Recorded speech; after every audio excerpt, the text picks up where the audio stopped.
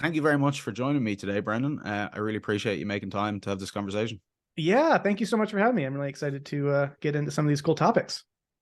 I'm very excited by your work, to be honest. I've been watching a lot of your YouTube videos lately, and the idea of being postmodern kind of got me out of my seat a little bit, and I felt like a certain thrill. Obviously, I'm an artist as well and a creative, and I do plays and wrote a book of short stories. So the idea of an artistic movement beyond that as well is very exciting. But I wanted to start with, I suppose, what I consider to be the problem, maybe, which is postmodernism and how you think about it, what it is for you, and why is it so significant for people these days?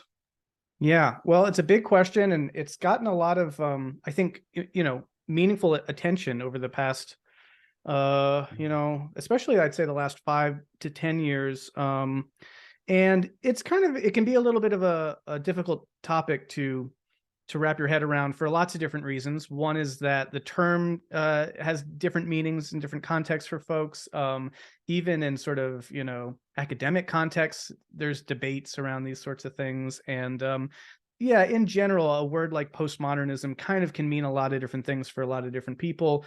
Sometimes it's the ultimate boogeyman. Sometimes it's just sort of an old academic paradigm. So it's a little bit of a catch-all. But that being said, I do really think that we can speak about it in meaningful ways where we are really talking about something, despite that there will be different ways of thinking about it, theorizing it, and drawing boundaries around it and everything. And yeah, I think you're right. I mean, it does present a problem. At the same time, one of the things that I find really helpful about thinking about various postmodern or metamodern approaches is that it doesn't just treat it as a problem. It also treats it as something that brings meaningful ideas to the table that we should kind of try to integrate. So I think that that's an important framing as well, especially because a lot of the times that people are talking about postmodernism, it is usually held up in this sort of like boogeyman presentation. It's sort of the catch-all for everything that's wrong about the world is postmodern, and I'm sympathetic to that as well in some ways, because I get where people are coming from on that. But at the same time, I do want to emphasize that I think the most productive approach and generative and successful ultimately is not just to negate postmodernism, but to move through and then beyond it. And so that's what I think characterizes a distinctly metamodern approach rather than other sort of just like reactions, responses, that sort of a thing. So in terms of, yeah, the problem of postmodernism, I think one of the biggest things that comes out of postmodern thought is the challenging of the assumptions about knowledge and about value, which again is both helpful and, depending on how far it gets taken, unhelpful, and especially depending on what people wind up doing with those challenges. You can think that you grow up and you're kind of inculcated with certain beliefs about the world and value that you just sort of take for granted, right? And then along comes this very critical, deconstructive approach that sort of tries to kind of tear everything apart, deconstruct it, look behind everything, look for who might be deluding you, who might be, trying to dominate you, et cetera, et cetera. And so it becomes a very kind of cynical or skeptical approach to the world, which people, I forget who coined the phrase, but the phrase "the hermeneutics of suspicion" comes up a lot in the context of talking about postmodernism.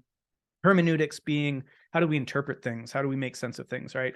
And so certain kind of quintessentially postmodern thinkers are characterized by this sort of hermeneutics of suspicion, trying to get under everything to see the kind of dark, seamy underbelly of things, and to throw away our illusions and our comforting kinds of potentially delusions about reality.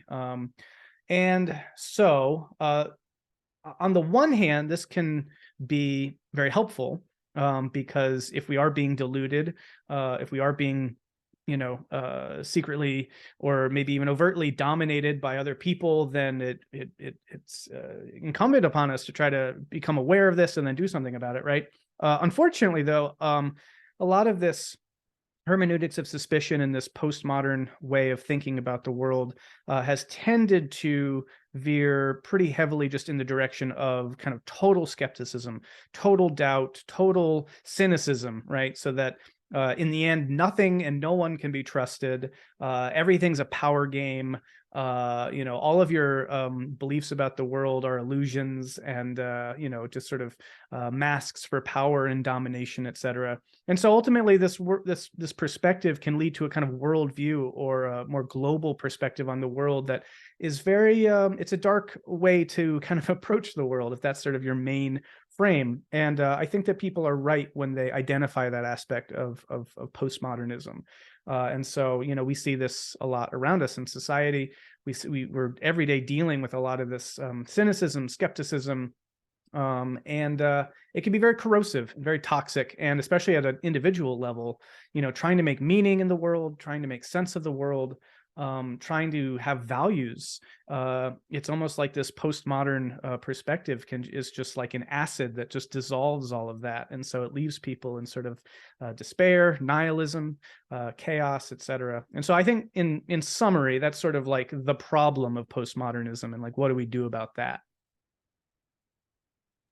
That is, yeah, exactly. I mean, I think it's a good point as well, mentioning that there is important philosophical ideas there as well, and there's a reason why postmodern became the dominant position. It's not just like it's just this imposition from above. There's causes there, I think, in terms of the loss of a worldview that made sense of the world for us. And that's something, I suppose, that you mentioned, the cynicism and the kind of almost nihilism are as the logical outcome of postmodernism. Do you think that part of what's fueling the postmodernism as well is that sense of alienation and nihilism? You sort of gravitate towards the philosophy that it's kind of a confirmation bias. Like, you already feel alienated and nihilistic, so you're more likely to choose a philosophy that says that that's actually the way things are. Yeah, I think that's a good point. I'm sure there's a lot of that. The world is pretty messed up. It's got a lot of problems, and there seems to be a proliferation of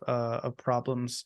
And so I think it does make a lot of sense that when people then are looking for answers, there's something attractive about settling on a view of the world that showcases and foregrounds the problems and the problematic nature of reality.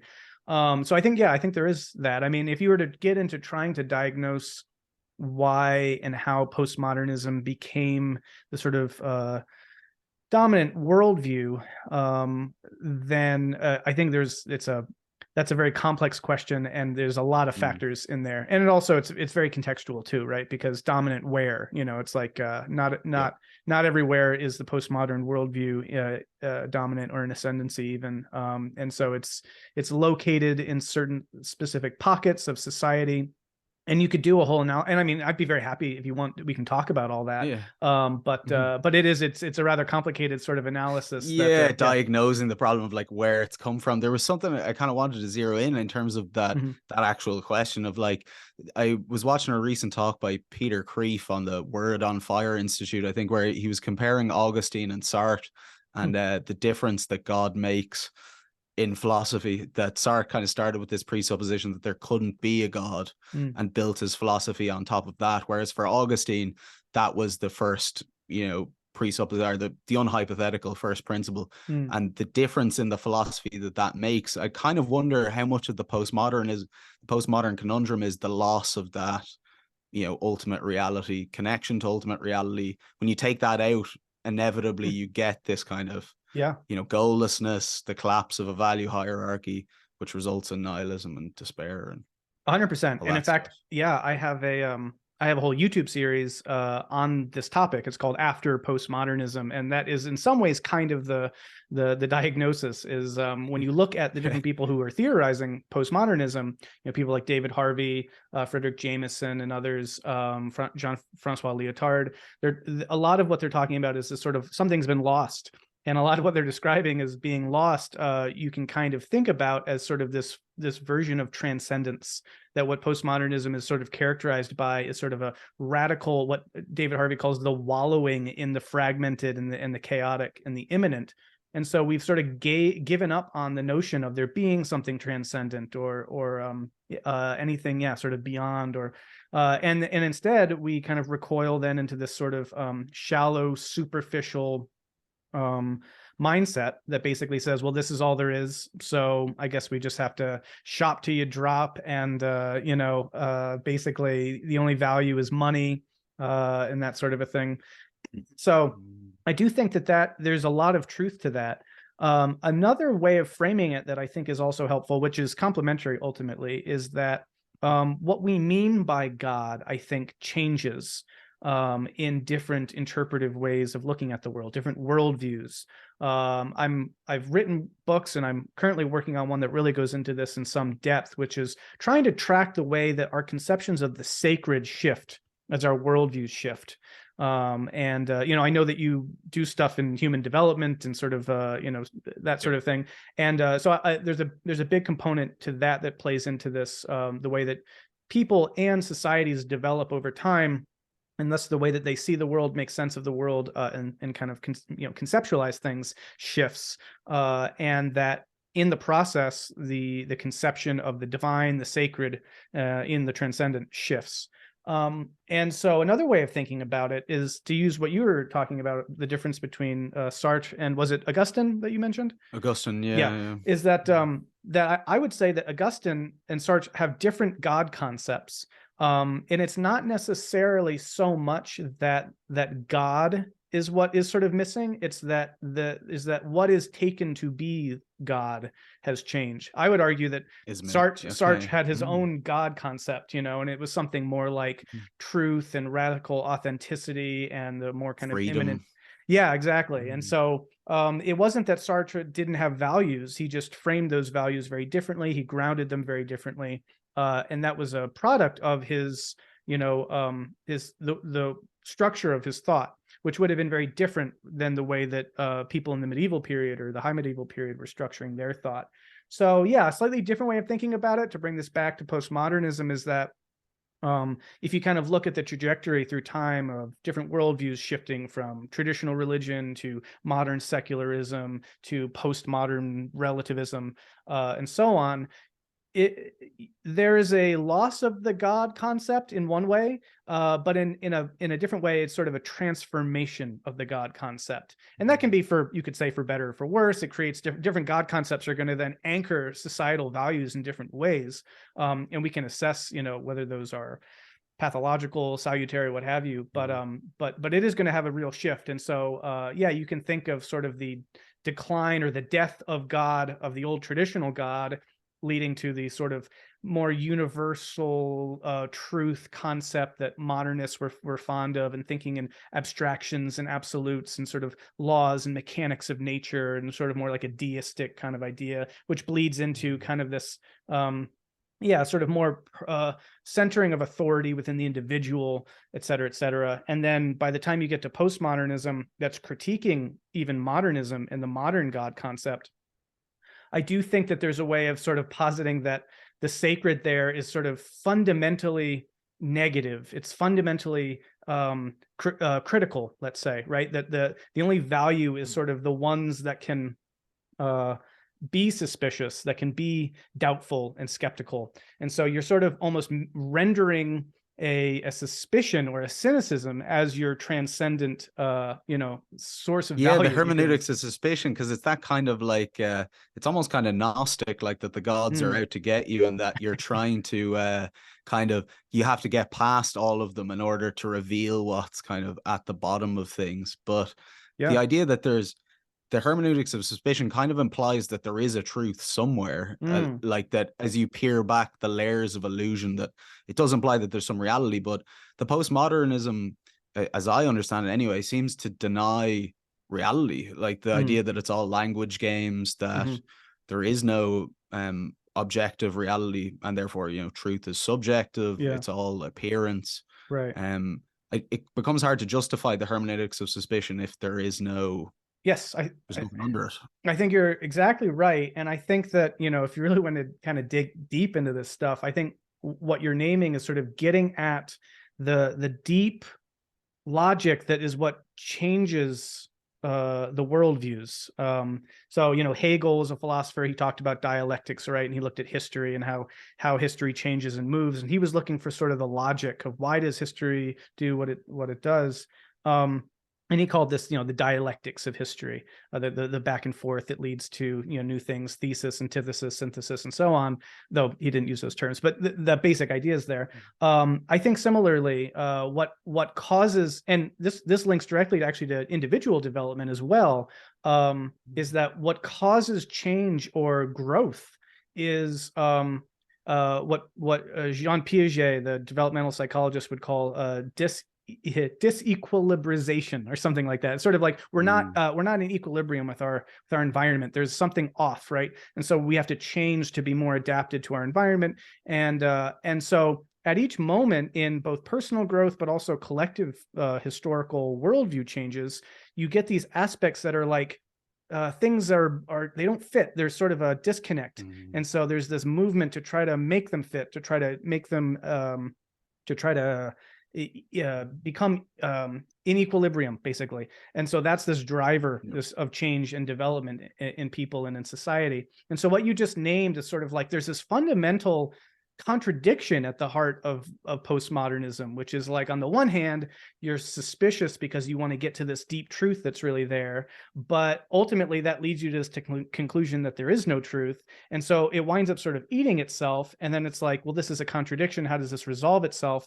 And then that's what leads to what comes after. That'd be one way of thinking about it. People like Ken Wilber have talked about the performative contradiction of postmodernism, which is sort of like anytime anyone says, you know, there is no truth, well, that's a truth claim, so it contradicts itself, right? So if you start digging into these sorts of things, it does create a kind of dynamic tension that like forces itself to resolve itself, and then you get something different. So that would be one kind of more philosophical way of answering it. I think historically there are all sorts of reasons why some postmodernists are sort of radical relativists. In other ways, they're not. In some ways, people are calling them relativists when they're not actually relativists. And there's a whole interesting sort of reception history to postmodern thought. And I recently was talking with a really great thinker named Jason Ananda Josephson Storm, who wrote a book really good called Metamodernism, The Future of Theory,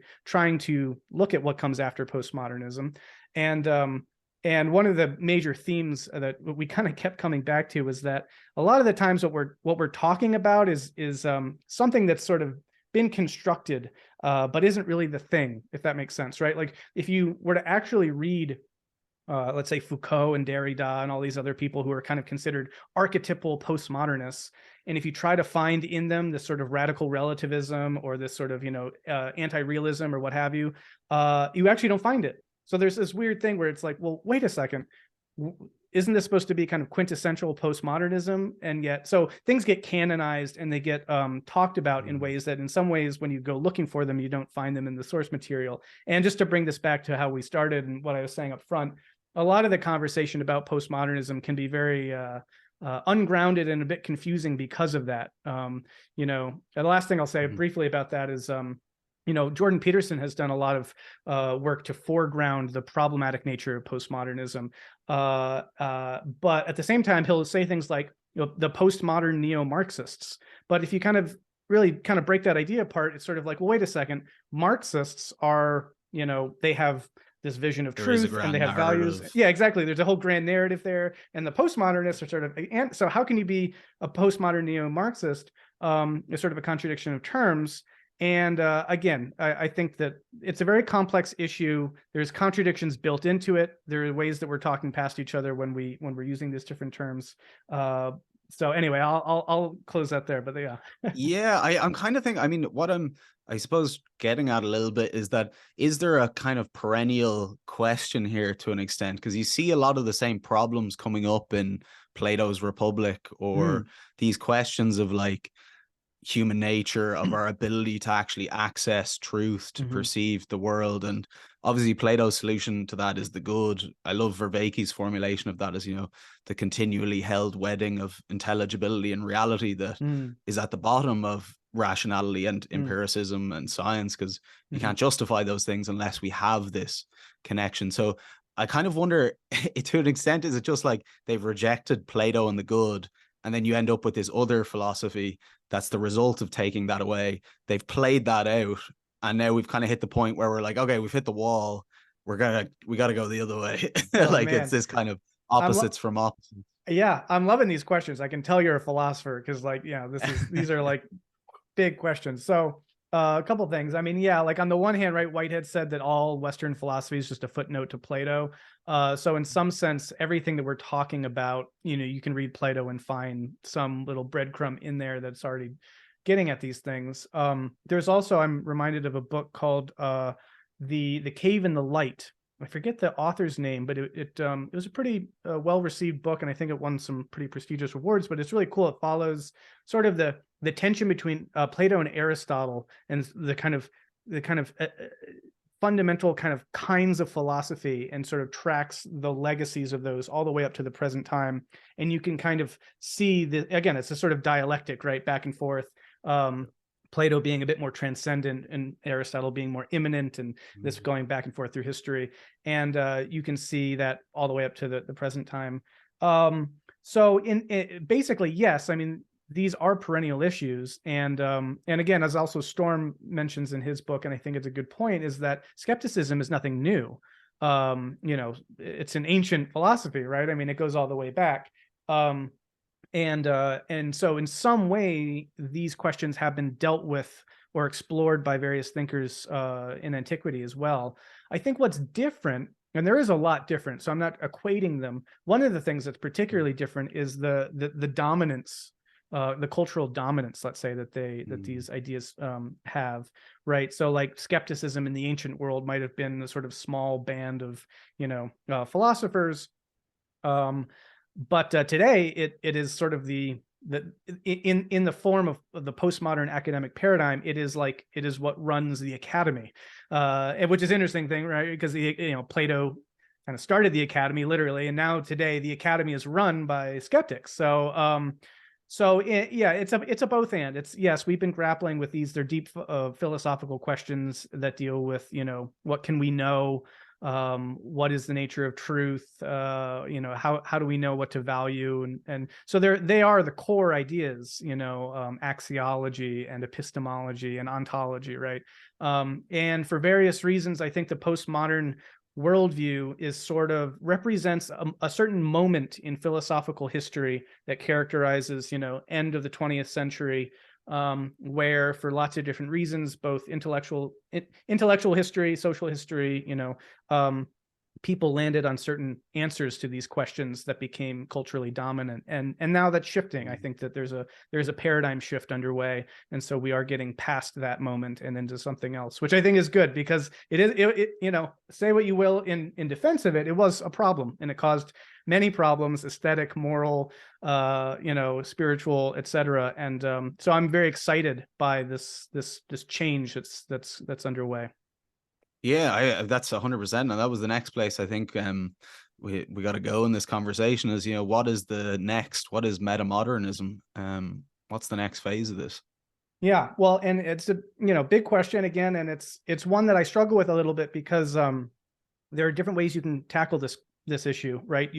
I'm always sort of inclined to give something like a historical account of, like, where does this word come from and how have different meanings been added to or layered on top of it, because I don't want to obscure any of the complexity and the diversity that already exists in a term like metamodernism. At the same time, those kinds of accounts can be really boring for people, especially who have never even heard of this thing. So I won't do that. So I'll try to kind of go halfway in all of that. The basic idea of metamodernism is, if you take up this notion that there's this academic and cultural paradigm that we've been calling postmodernism. It was characterized by skepticism, cynicism, and this hermeneutics of suspicion, etc. And that now culturally, historically, and intellectually, we're sort of seeing a change away from that to a paradigm shift that approaches these kind of profound philosophical questions in different ways, in light of new ways of thinking, new technologies, new ways of being in the world. That is sort of what broadly we're talking about with metamodernism. So it's It is a you can call it a period because it's a historical period, or you could call it a paradigm. You could call it it's a stage. You could, some people view this in terms of developmental terms. Again, however you want to call it. I think that it's a bit of a, I don't know, it's a bit of an expensive word, but like episteme is a word that Foucault coined to talk about like a way of knowing. Some people talk about it that way. I'll use the word worldview or zeitgeist just because I feel like those are pretty tangible for people. But it's a worldview and a zeitgeist that has been emerging since the dawn of this millennium. Since the early 2000s, let's say, that first shows up in culture with these new films and art and cultural production that doesn't really fit with the old postmodern rubric. And so people who were looking at culture were like, hey, what is this stuff? What is Wes Anderson? This is not this sort of like old cynical stuff that we are used to seeing. There's something very kind of tender and almost saccharine about this kind of, sweetness, but it's not naive either. It's also got this sense of, oh, they know what they're doing, but they're still doing it anyway, sort of a thing. Or, what do we make of this music that is so earnest and so sincere? This is not Kurt Cobain. This is not Radiohead. This is not this cynicism. This is people bearing their hearts and being, open, and yet doing so in a way that, again, it's not naive. They're, they know that they're being earnest and sincere. So, these cultural theorists were like, well, this is this new sensibility. It's a new structure of feeling, and so they called it Metamodernism. And I think that, as often happens with worldviews and paradigm shifts, things show up first in the arts. So since then, since like the 2010s, for example, we've seen this broader zeitgeist worldview shift and grow in other parts of culture. Now it's in philosophy. I mentioned Storm's work. He's a meta-modern philosopher. I think this corner of the internet that we are a part of, and the people— That's what I was going to ask you. Yeah, the wisdom web and this corner of the internet. Do you think that's a big part of it? Oh, 100%. I mean, just the very fact of it, right, is that like it's cool to be interested in wisdom, right? Like that this is inconceivable 20 years ago. If you were like, hey, I want to know what it means to live a good life, you would have been laughed out of the room if you were hanging out with a bunch of postmodern punks, right? There's something now where it's punk to be wise, right? It's which is a very strange sentence. I know. 100% agree. And it's I think why it's been so compelling and successful, because again, it's not just presenting like hey, we need to go back to traditional wisdom and traditional values or whatever, right? Because postmoderns were dealing with that all the time. They're like, hey, you're just old hat, you're old school, right? We're the new thing. But when you can actually be like, yawn, I'm bored of all this postmodern stuff. We get it. Things are problematic. We get it. We need to be critical. Yeah. All right. Now what? Right. Then it's like, well, they don't have anything to say to that, and they have nothing to offer. So I think the people now who are trying to offer things, who are trying to speak to, what does truth look like after all this deconstruction and critique? What does religion and God and faith and divinity and the sacred look like after all this questioning and doubt and deconstruction? What do things look like on the other side of nihilism, right? Once you've looked into the abyss, right, then something's going to come after that. And so these are the questions that metamodernists are asking. And the people in this scene, I think they get that. They've done that other stuff, and it's sort of like, okay, but what's on the other side? And that's why I think, again, just to reemphasize, it's so important that we understand that this thing is about going beyond after postmodernism, of not just sort of, oh no, scary nihilism. Oh no, what if our ideas about truth and value aren't real? Oh no, I can't deal with that. Let's go back to something more comfortable and familiar. It's like, okay, nope, deconstructed, experienced the nihilism, experienced the vertigo and confusion, clawed my way up, looked at all these other things, tried to integrate the various insights of all these different traditions, and integrated the insights of these postmodernists and the modernists and the traditionalists. And now what do we get? So anyway, that's kind of a throwing everything at the wall answer to that question. Yeah, but it's a hopeful one. And it's definitely something that you can see in the air a little bit. I think that's a very good example in terms of seeing it in the changes in the music and stuff, and then coming in. I think the internet has probably played a big role in it, but sure. arguably, I think a lot of the mechanics that have been built into the internet are very relativistic. Mm, They're not necessarily, I mean, my work on social media, that social media has its own value system. It has a hierarchy of goods, and, mm, attention is the most prized thing. And I think by accident, maybe the wisdom web has come about through people seeking it. I don't know if the technology is optimized for that or hmm. helping in it, and Yeah. maybe it's perpetuating. I think it's just kind of amplifying whatever's there. But um I wonder, I suppose, how do you see the internet in playing a role in metamodernism? Do you think it helped bring it about? Yeah, no, definitely 100%. Because I mean, in my own experience, you know, it was like before the internet, I just felt very isolated. I was like, I see these things, I feel these things, I have these ideas, but it was very hard to find other people who like got that. And so it felt like there probably were other people out there, but we were all very siloed. And so, yeah, I mean, for good and for ill, right? The internet has been a tool that's allowed people with maybe different kinds of perspectives than the mainstream dominant one to find each other and to come together and form communities and then feel this momentum, and then sort of shift the gravity. I think that's been huge. I think I mean the whole media landscape has shifted. I don't think people really fully get this yet. But like, Yeah. where are people getting their information? I mean, people are they're listening to podcasts, and they're obviously finding things online. And there's social media, yes. And so and people are able to, publish to self-publish and things like this. So there's been this Mm. huge change in where we get our information. And yeah, that again has brought both good and ill. So it's been a kind of democratizing element that's getting more out there. Every time though, I do feel like, oh wow, this metamodernism thing, this is really catching on.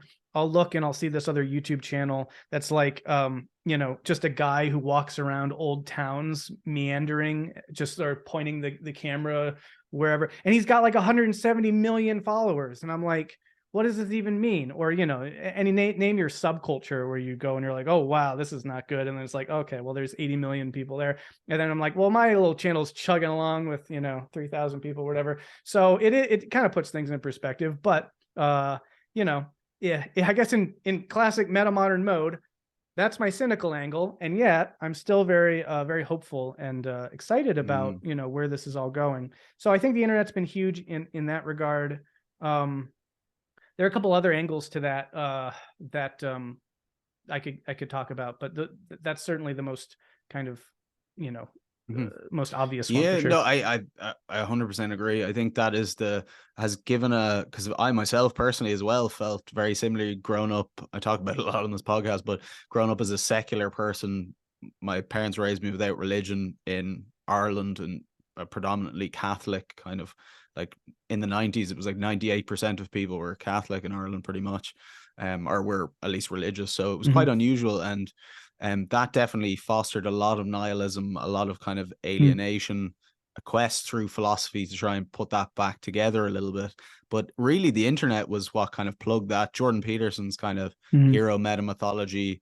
I was very into Jung before that, and then kind of Vervaeke's work on the meaning crisis and that stuff. Mm-hmm. But it's really been the overcoming levels of alienation. I think the connection to people, a community of people seeking the same things, Yeah. but also the fact that there's a value system there of, say, wisdom and virtue, Yeah. and that connects you to certain traditions as well that have gone on in terms of like Neoplatonism, Stoicism, Aristotle. Because previously, before that, I didn't understand ancient philosophy. I'm a big fan of Pierre Hadot, like philosophy as a way of life. Mm-hmm. That for me feels quite like the change from postmodernism as well, where it's like philosophy isn't just about these propositions, it's about Mm. how we live, and that there's actually some payoff to the way of life that you choose, and that people are kind of perhaps on the internet exemplifying new ways of life, um, Yeah. that are meaningful, that we can pursue. Yeah, definitely. I mean, I think that, you know, the so these terms that Vervaeke uses, for example, like the meaning crisis and wisdom famine, I think that the cultural situation that postmodernism left us in was basically that. It was sort of like, you know, it engendered, you can see very clearly, you know, a response then to like, okay, you know, how then shall we live, sort of a thing. And I think probably that was probably, you know, pervasive even before you had these technologies that could connect people around these questions. But there just wasn't a critical mass that could really come out. And so I think, yeah, there's just been a sort of shift in sort of centers of power and centers of information distribution, basically, that it's sort of like, now we don't all need to go to the postmodern academy to get, you know, our heads filled with some kind of ridiculous knowledge that they think that they're dispensing. You know, as far as I'm concerned, I mean, more education is going on online than what you're going to get right now in the official academy. And I don't think that I don't think that's fully understood, certainly by the academy itself yet. So I think that's been huge, and I feel it. I mean, you know, just the fact of being part of these communities has been really life enriching for me, and to be able to like connect with people in this way has been, yeah, just deeply meaningful. I think that's one of the kind of the ironies of it, is that the whole process of people coming together over the issue of meaning has become the container for meaningful engagement, Has been right? meaningful. Yeah. Oh man, that's, yeah, exactly. And you touched on it there. I mean, your recent talk at the Consilience conference with Greg Enriquez, to talk about, your talk was on meaning, but also information and meaningful information. So, you know, I wanted to ask you, you know, what is information and how does it connect to meaning? Well, what is information is a question that I've come to realize I don't think anyone has a very good answer for. It's actually an incredibly philosophical question. And I've found, as I've done a lot of this research, that when you really probe deep into like the fundamental first principles of physics, they're philosophical questions. And so people usually start then like one level up at least before the really deep questions, like what is energy? You know, what is information? These sorts of things, right? And somehow these are deeply entwined, right? But no one really knows how. So I don't think I can answer the question, like the philosophical question, what is information? We work with kind of heuristics that seem to be, you know, meaningful. They seem to be effective in science. So you know, as we probe deeper into these things, I'm sure you know, the plot will thicken even more.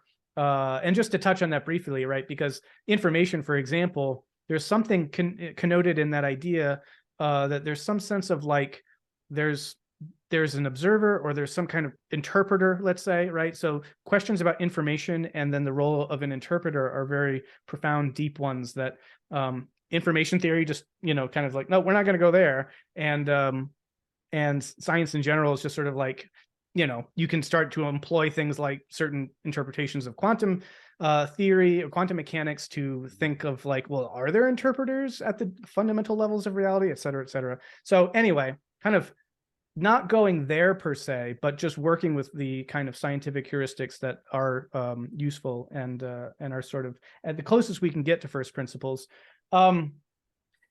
Yeah, you have, my talk was about meaningful information in the sense that some complexity scientists have been able to develop this idea.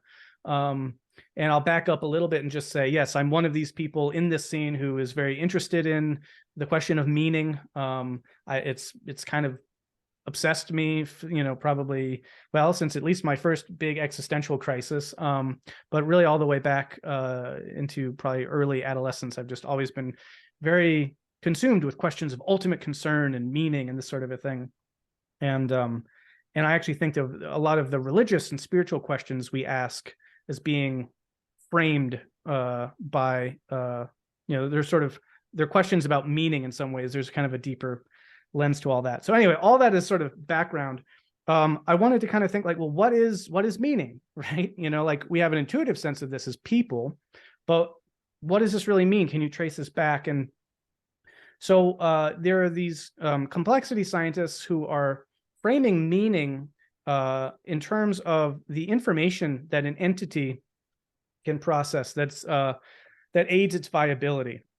So you could say at a thermodynamic level, just at the level of energy, for things to resist entropy, they need energy to push back against that entropy. And we know that there's this deep correlation between energy and information, meaning, again, and trying to unpack that would be a little bit too much for this context, but it relates to information theory and people like, Claude Shannon and a lot of the stuff that's been done in complexity science, linking these two phenomena in very fascinating and still kind of mysterious ways. But basically, entities exist in contexts and environments, and in order to persist and to not fall apart in the face of entropy, they need to gain energy from their environment, basically. And so they're going to need information about their environment in order to do that. And at the crudest, most basic sense, the information that allows an entity to acquire the energy, let's say, that it needs to persist, that information is meaningful to that entity. So basically, these definitions allow us to define meaning intrinsic to a relationship. And for people who are familiar on your channel with the work of John Vervaeke, this plays in directly with some of his theories about relevance realization, right? That we are in transjective relationships.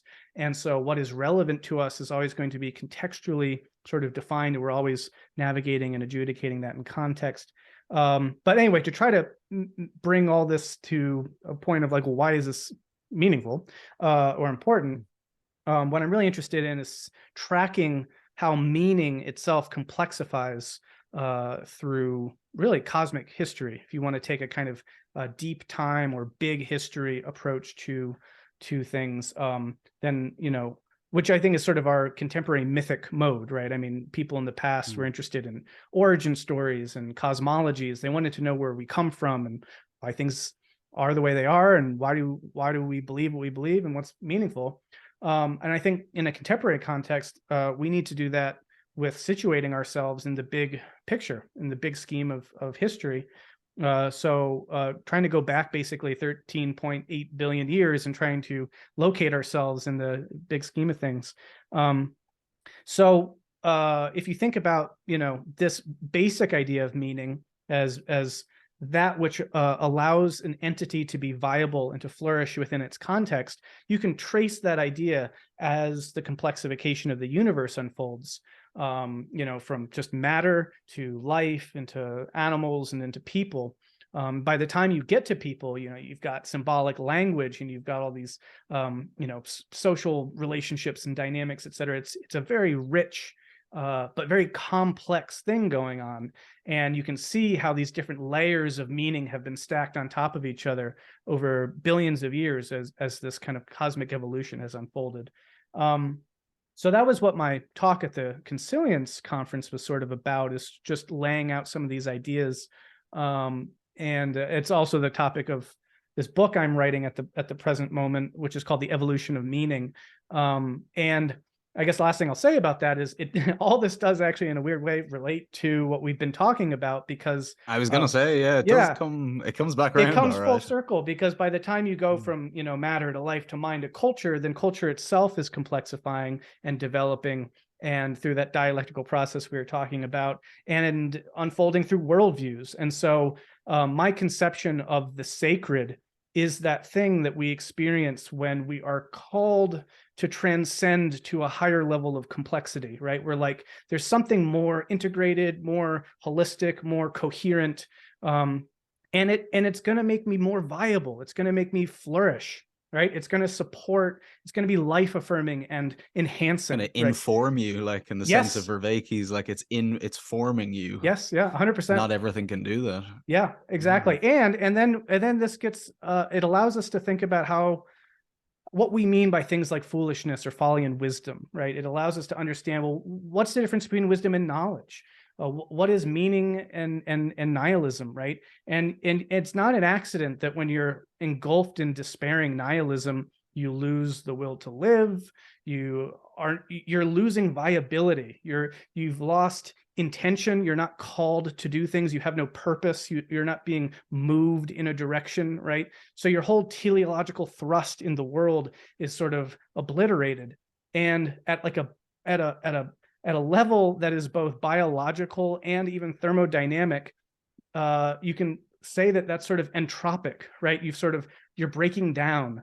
And so this is kind of like a little bit more of a Nietzschean way of thinking about this sort of thing, right? But that when you feel called to fullness, when you feel called to that you're able to be more than who you have been, you're able to grow, you're able to develop, you're able to expand your horizons, you're able to do more things, etc. You're able to understand more and to have a greater ken.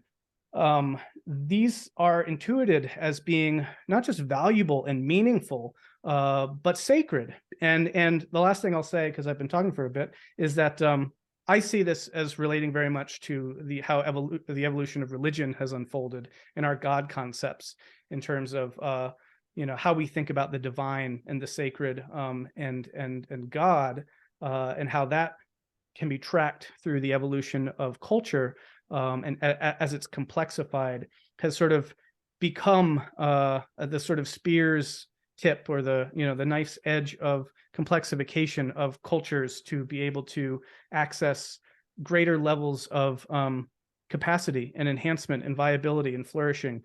And so in that sense, religion is part of the human story. Spirituality is an intrinsic part of being alive and being, a meaningful actor in the world, or something like that, is, I guess, I'd say it. So anyway, that's, yeah.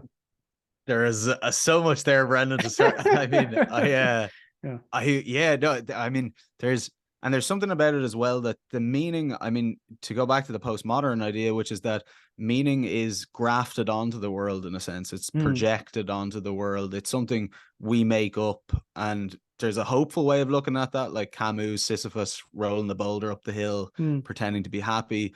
Or there's a more desperate side of it, which is that nothing matters, it's all falling apart. What really changed that for me was the idea that meaning it doesn't work that way. It's things present themselves as meaningful to us, and a massive part of my research is through attention and on attention. And the more I've looked at attention, the more I realize that so much of what draws our attention inadvertently is what's considered meaningful to us. Sometimes it's not good, but you can't argue your way out of that in a sense, because it's drawing your attention. You're defining it as more significant than everything else. Anyway, attention is a valuing process, and Vervaeke talks about, obviously, relevance realization being a valuing, judging process, which is beneath the information processing. In you're judging that information is worth processing, and realizing that was like, wow, okay, so value is this intrinsic thing.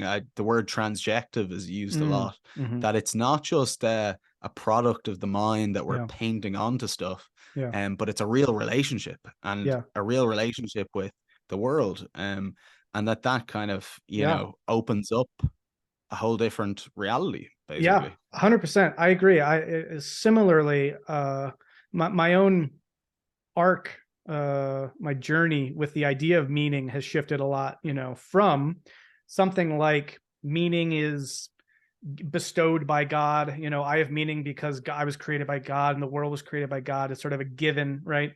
To the critique, the doubt of that. And it's like, oh, actually, no, there is no meaning. Nothing has any meaning. And that's just a projection, and we invent it, to something like that more existentialist, oh, but we can create meaning and that sort of a thing, to now this perspective of like, no, meaning emerges through the dynamic interrelationship of entities in their environments in a real way. And it's not that I'm projecting, and it's not that it's a given, it's that these things co-arise in relationship to, the flourishing and the viability of and also that it's optimal is the other really interesting thing. I mean, I'm a big fan of like Csikszentmihalyi's book Flow, and his kind of positive psychology, where you're essentially talking about, and Vervaeke makes the point as well, that the flow state is a very meaningful state to be in. Like, you're not thinking about like, oh, is this good? Should I be doing it? Like, you're in it, and it's highly salient.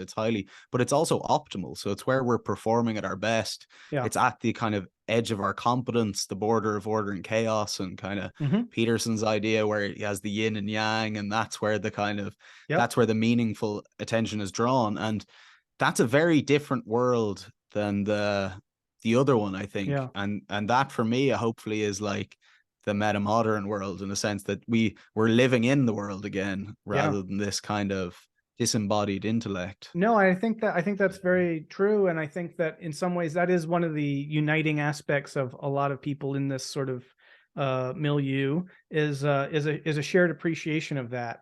And I think you can think about that in terms of the worldview shift, right? What my own personal journey that I just relayed is, I think, something of the intellectual history that that has been underway for the past 1,000 years, right? And even longer, which is, yeah, I think that in traditional religion, you were granted meaning as a given. And then I think there's a version of that even in the kind of modern way of thinking about things, that sort of like, oh, well, things have sort of there's a truth about things, like there's an objective truth, right? And then the postmodernists come along and like, there's no objective truth, and they totally deconstruct that idea. And the postmodernists want to say, we are framing the world through our own mind, and that is our truth. And so everyone has their subjective truth, right? So if you want to think about the traditional to modern view is sort of like there is some truth, whether it's absolute or objective, and then the postmodern is sort of like it's all subjective. Well, when you put those together and you make a nice synthesis of that, you get this transjective truth, where you see that there's truth to both of those ideas, right? That it's not just that we project everything, but it's not either the case that it's a given. So in some ways, it's like Plato and Kant were both right, but you got to put them both together in something. That'd be one way of thinking about it. Yeah, because I'm thinking, I mean, what's kind of going off my head is the problem of perception that kind of split philosophy so much. Was like, how do we actually perceive the world? I haven't read a lot of James J. Gibson, but I've heard Vervaeke talking about him in terms of this idea that what we're perceiving is information in the world, real difference. And the idea that we can perceive information is the idea that we can perceive reality on some level. Whether it's perfect or not is a different story, but I think that's a big difference from the postmodern story as well, which is like where this kind of nominalist, everything's disconnected from what it is. Yeah. It's just a collection of atoms or something, and there's Right. no real object. There's no, and therefore then the subject is just this weird kind of in the head. I think therefore I am. So yeah, it is. It's so radical, the transformation, but it's very non-propositional, I think, in a way. Do you Yeah, I mean, agree? you can frame it propositionally, but I do think you have to. There's an experiential It's a quality for. metanoia almost. Yeah, I think that that's yeah. There's truth to that. You have to have experienced that shift, and I think you also have to have experienced. It's like a Gestalt shift, or it's sort of like, is it the duck or is it the rabbit? In some ways, you have to appreciate that it's both simultaneously before you get what the whole Gestalt shift thing is, right? So like, I think that's sort of philosophically what we've been going through in our intellectual history, is sort of like, oh, it's a duck. No, it's a rabbit. And then it's like, oh no, it's an optical illusion. And they're both simultaneously defining each other, right? In terms of each other. So yeah, and I think that, I mean, that really does mark a profound paradigm shift in the way of thinking about reality. And it's not just that it's more true, it's that it's more optimal and helpful for people, because Which is quite an evolutionary perspective almost on it.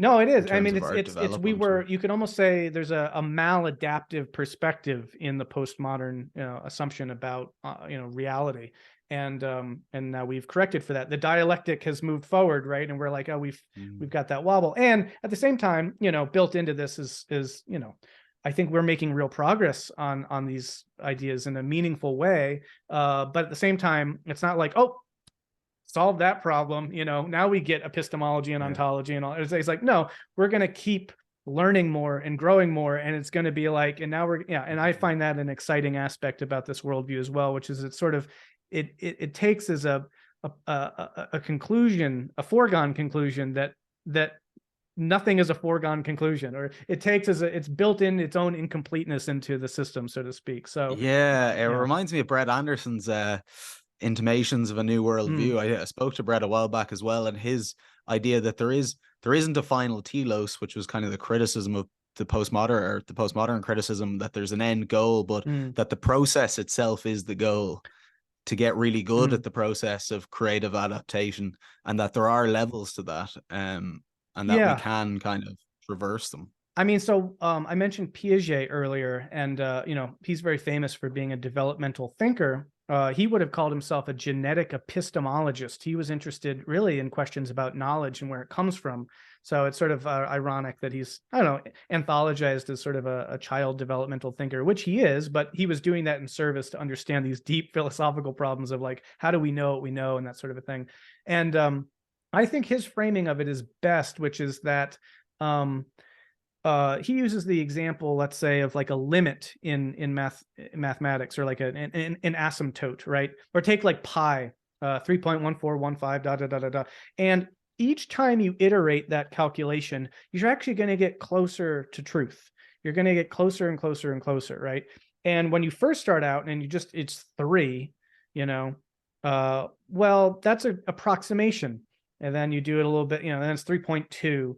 And, you know, so on. And it's like, okay, you're getting closer. And this is how knowledge proceeds, I think, in a meaningful way, which is, it's not this radical notion that we can't know the ultimate truth per se, which I don't believe we can in that sense, in the same way that you can never calculate the entire digits of pi.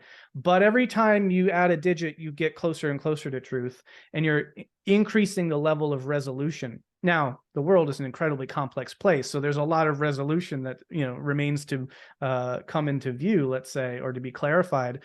But I think thinking about it in that way can be helpful as sort of a middle ground between, you know, I found it really interesting that some people have embraced the idea of science as being all about asking questions.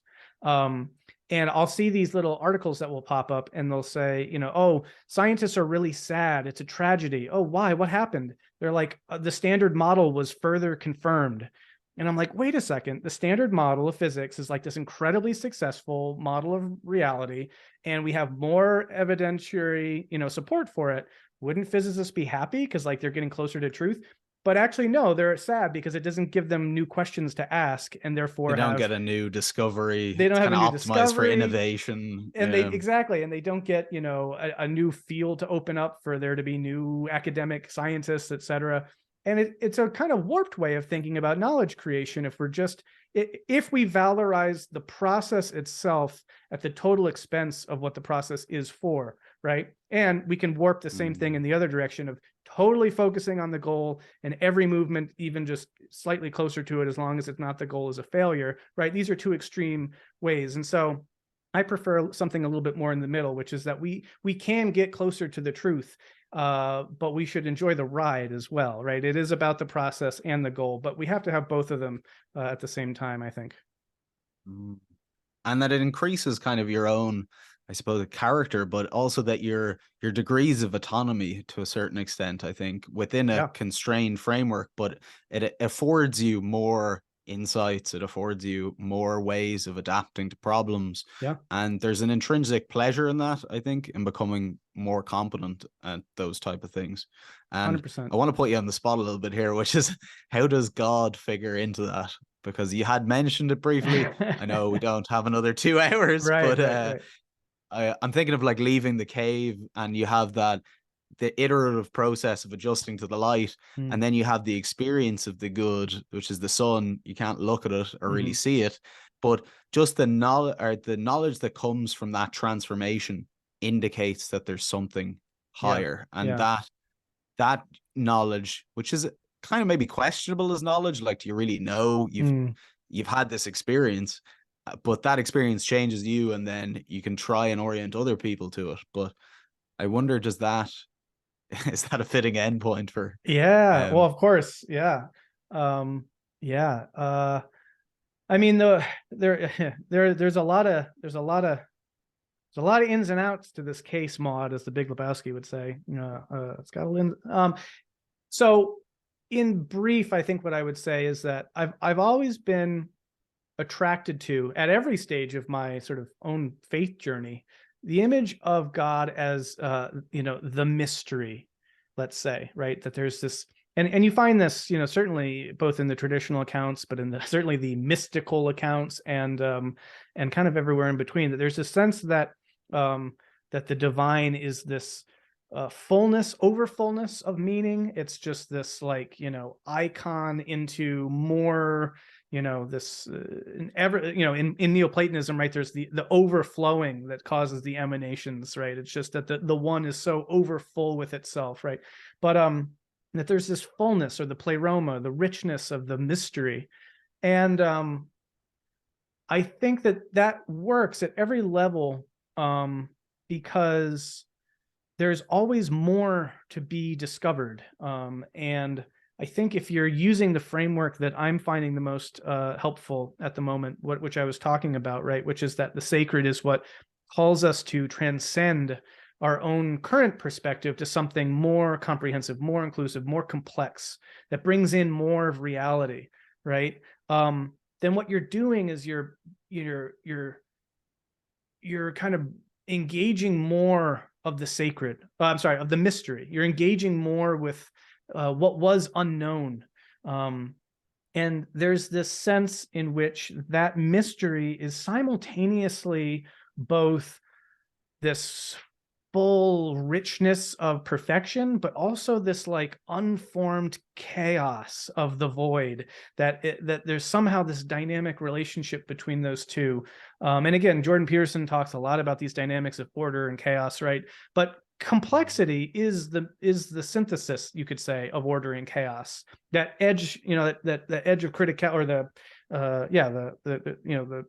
what's that called? The edge of critical, or the critical, edge of chaos sort of idea, right? Is that you need enough lack of regularity in a system for it to be informationally rich, but too much lack of informational regularity will lead to equilibrium and randomness. So complexity is this middle ground that we're sort of carving out of the chaos of the void.